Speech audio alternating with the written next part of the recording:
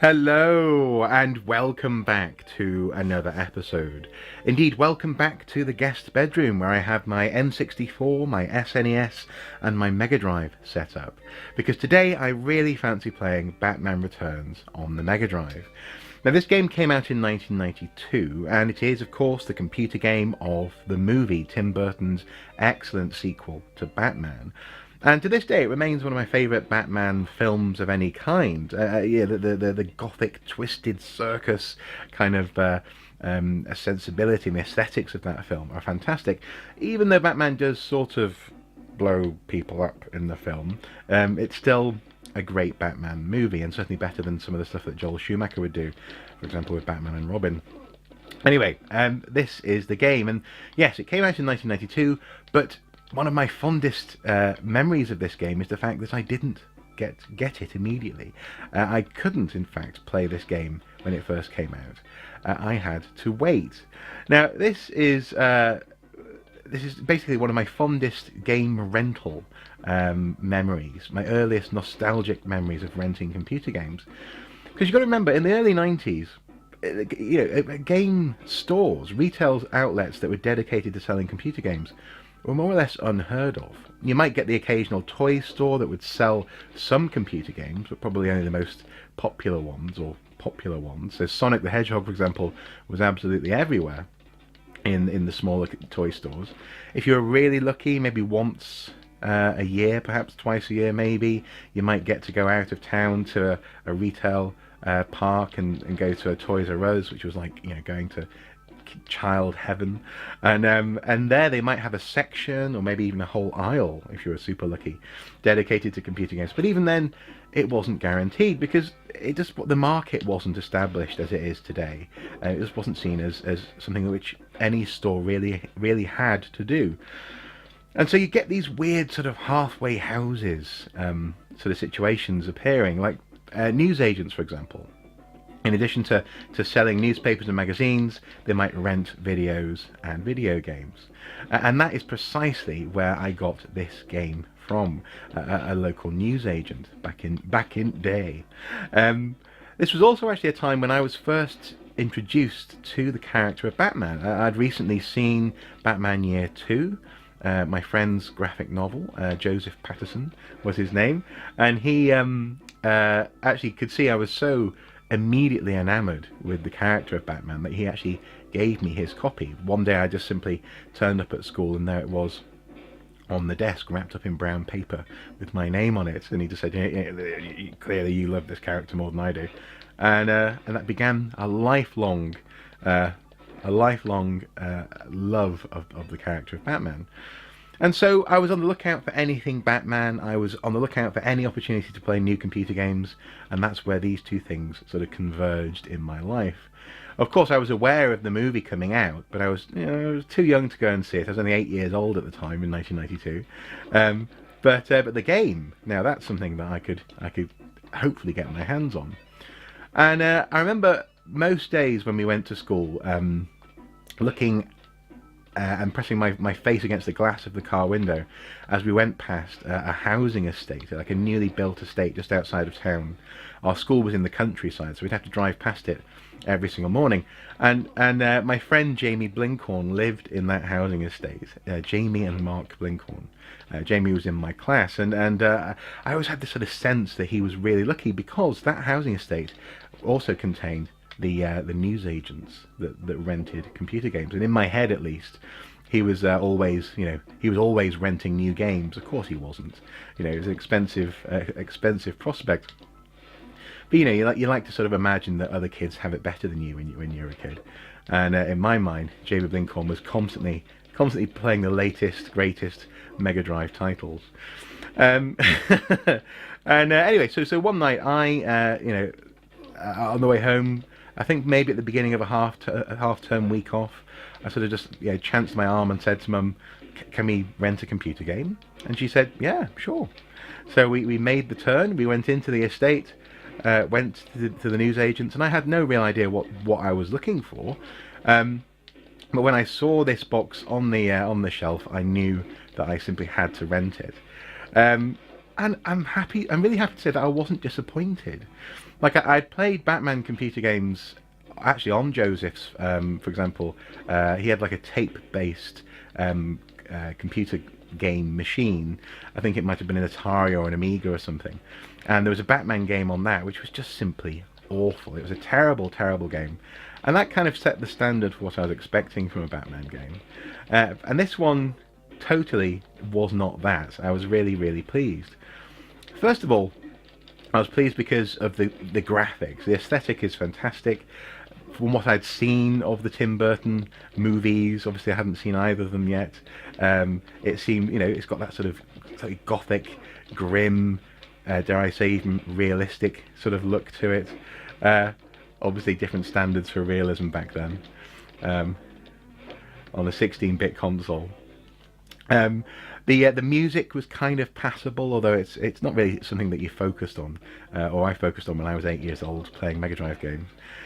But crucially, there was this sense of quite a good sort of adventure going on with Batman. So here we are, we just fought Catwoman on a roof somewhere.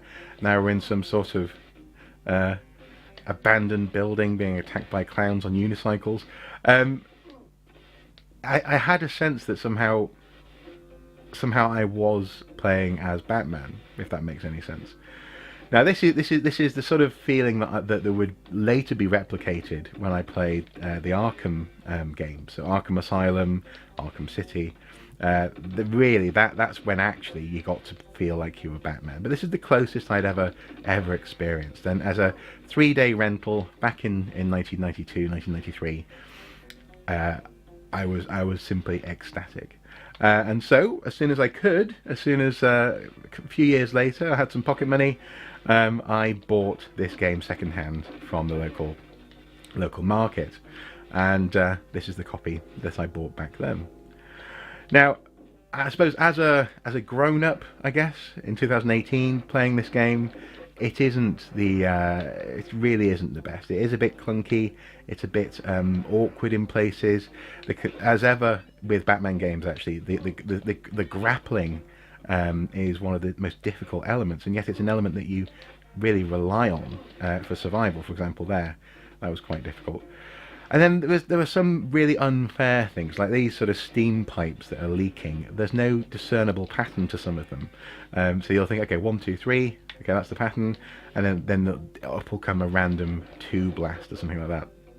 So at times the game can feel a little bit cheap. But one of my abiding memories from that first weekend renting the game is precisely this. Now this is actually a pair of statues that in the film are behind Shrek when he's launching lighting up the Christmas lights for Gotham, and they decided to turn it into a mini boss.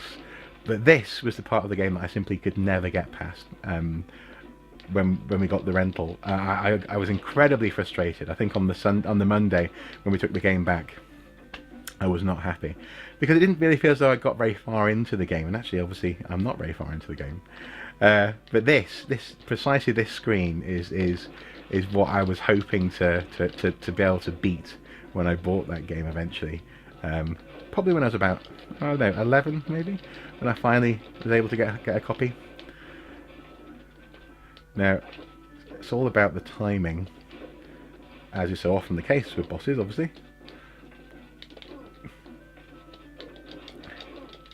But it's actually that's the other thing that looking back on this game now as an adult, that I never really seemed to question at the time. Why are these statues alive? Why are the gargoyles coming alive and attacking Batman? And actually, I do seem to recall that when I did first play this game, the gargoyles cartoon was certainly something that I was aware of, or that I would soon come to be aware of.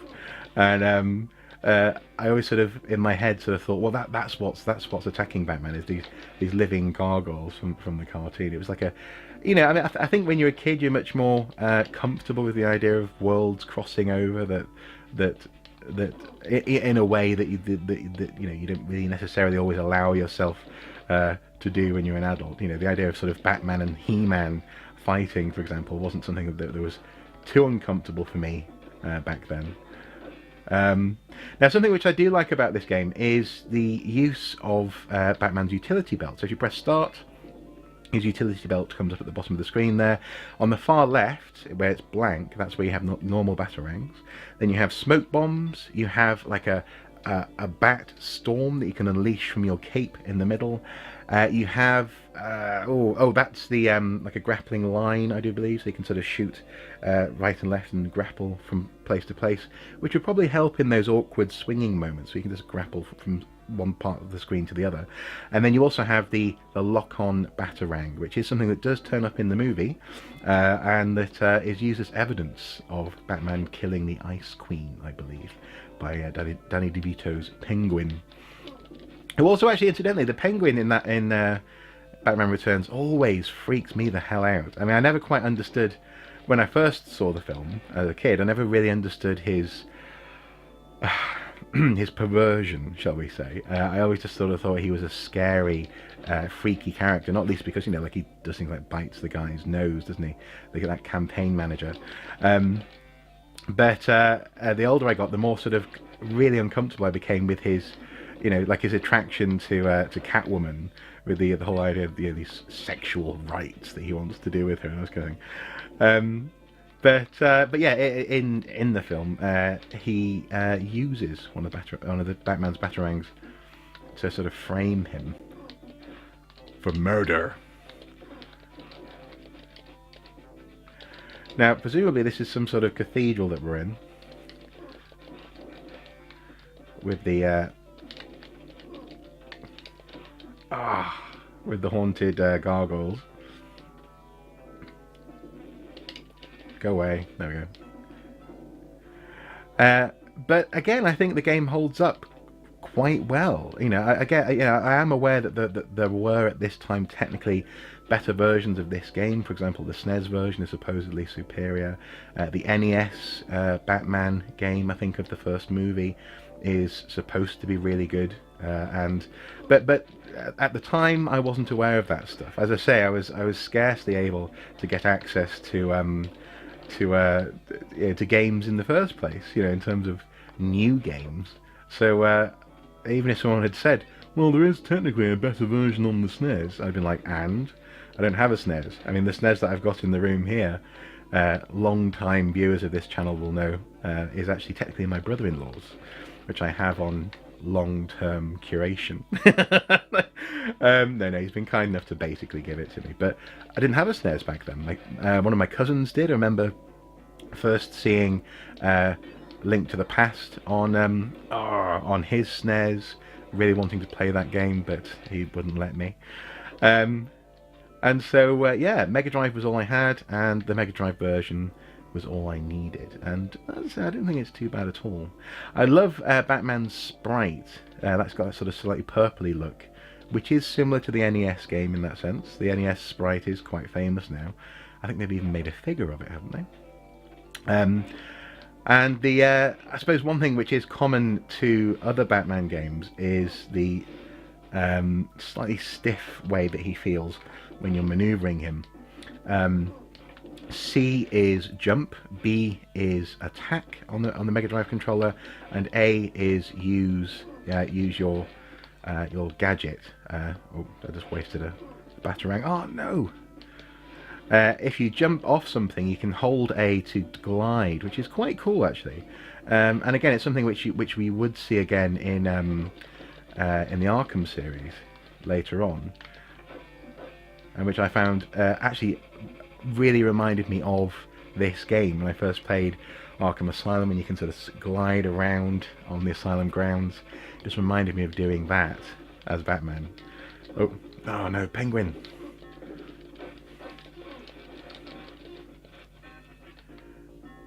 Oh.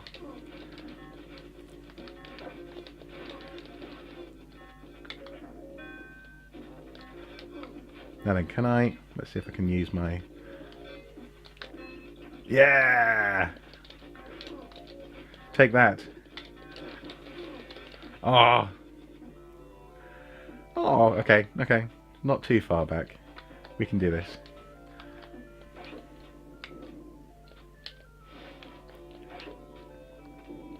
But you know, you get someone who was just about learning really what Batman was. You can totally see why this game would satisfy and enthrall him back then. And yeah, as I say, I never actually managed to get this far when I first played it. In that sense, I'm sure 8-year-old me would be very impressed. I have to say, even though I have owned this game since I was about 10 or 11, I have never completed it, to my shame, as it were. And my understanding is it's not the longest game in the world. I probably should be able to complete it. Okay, I'm gonna waste. Ah, that was a waste. Yeah, there's another one. Yes. Act 1 clear. So we've had Catwoman and the Penguin in the first act. That's pretty good going. Okay. Shrek's Wonderland. Oh, I remember this. I remember this. Oh.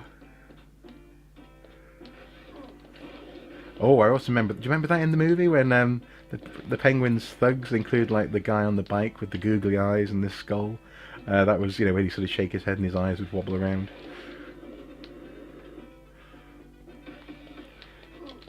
Oh, go away. Now I'm going to switch to regular. Okay, regular Batarang. There we go. Now, as you go through the level, obviously you can pick up extra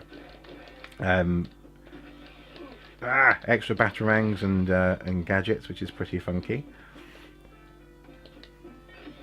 But I'm yet to really find a decent use for the smoke bomb, if I'm honest. I don't think I've ever actually. I mean, let's try. Okay. With that, oh, okay, so it sort of froze him. Okay, fair enough. I say yet to find. Obviously, I would have known that as a kid. So to him playing through on this in the past couple of days, I've clearly I wasn't using the smoke bomb properly. Come on, Batman! Oh, we are outside Shrek's. Obviously, this was from a time before. Oh, blimey! Someone's throwing bits of the building at me. Time before Shrek meant Shrek, if so I mean, as in the green monster. How do we get up there? Damn it! Oh, there he is. Okay, he looks like something from Street Fighter. Okay, right, okay, so he's slower than me. Rats.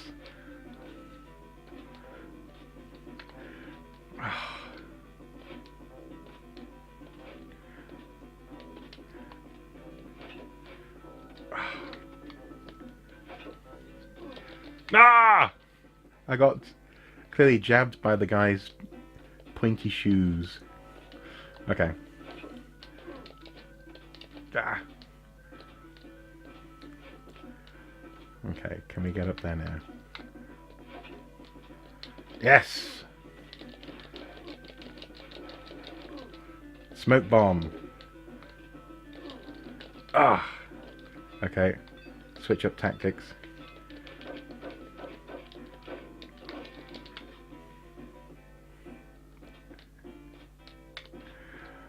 I love this game. Okay.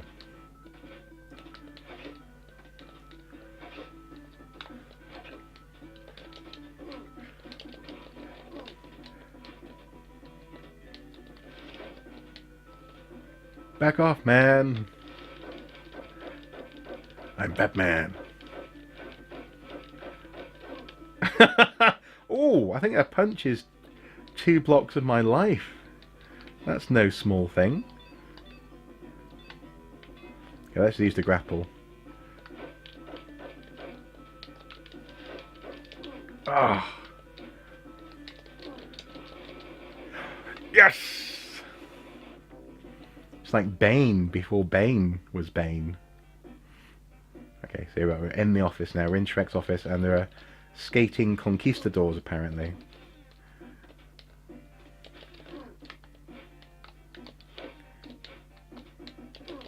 Go away. There we go. Yeah, at times I've got to say the game does feel a little bit cheap. But I think that's often the case with 16-bit titles. You know, they still have that kind of arcade mentality where it's just, you know, the basically the bad guys' sprites operate in precisely the way that's your character's kryptonite. No pun intended, obviously, with Batman. But I can forgive it. There's a certain, there's a certain nostalgia element. God, bugger off. There we go. Need some hearts.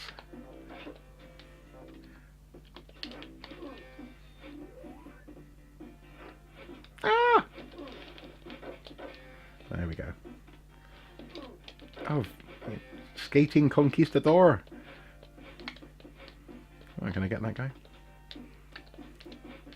Oh, how am I meant to get that? So I go up here and then sort of glide. Oh, that's strange. Look at that pose. I'm Batman. Okay. Who are these people? Oh, these must be the Penguins guys. Obviously Shrek didn't have... Well, I suppose Shrek was working with the Penguin at this point in the film, wasn't he? So to make him look like some sort of hero. Okay. There we go. Now surely I can... Can I not get that?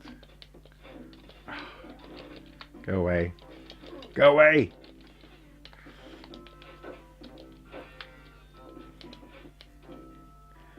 I reckon those things are just there to tease me.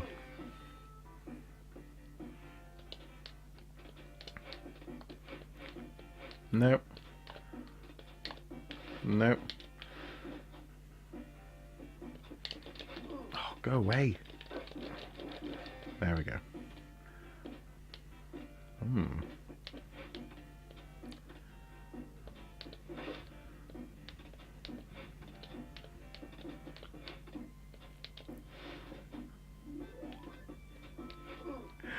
Okay, this music isn't particularly good. It's certainly not reminiscent of Danny Elfman's score, put it that way. Oh, here we go, here we go. Now then. Oh, you rats. How'd you... There we go, okay, cool.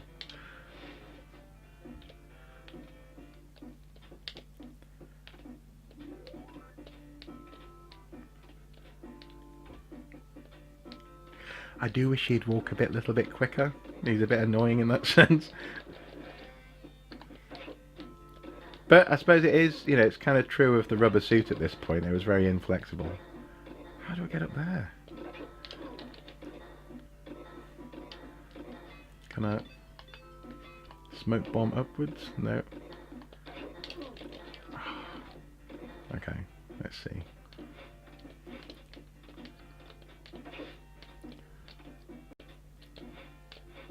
No. That's interesting. How do I get up there?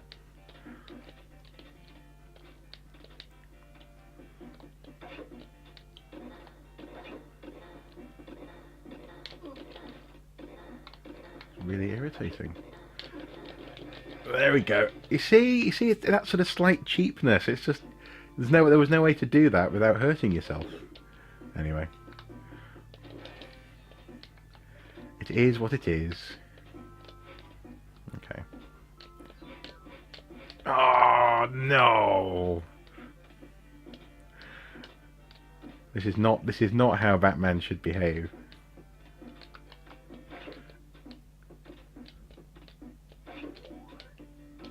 Incidentally, grappling, you push up, and then you press C, which is similar to grappling in the Batman Forever game, actually. And incidentally, that's an experience that we'll have to do at some point. Batman Forever, goodness me! I remember being really excited about that game, seeing the adverts for before the Batman Forever movie on the VHS. Because of the sort of digitized characters in that game. Oh, continue. Okay, let's see where we continue from.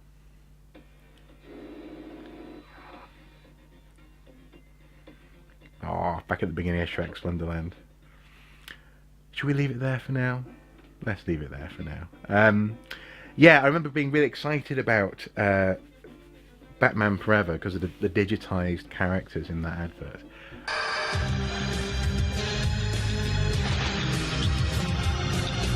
He can run, there's no escape. He can hide, that's his fate. He can fight with all his might and never win. When good battles evil, the real game begins.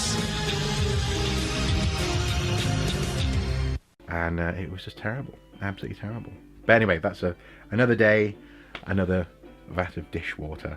But this game is nothing like that. This game is a whole load of fun, and at times a bit frustrating, but it brings a smile to my face.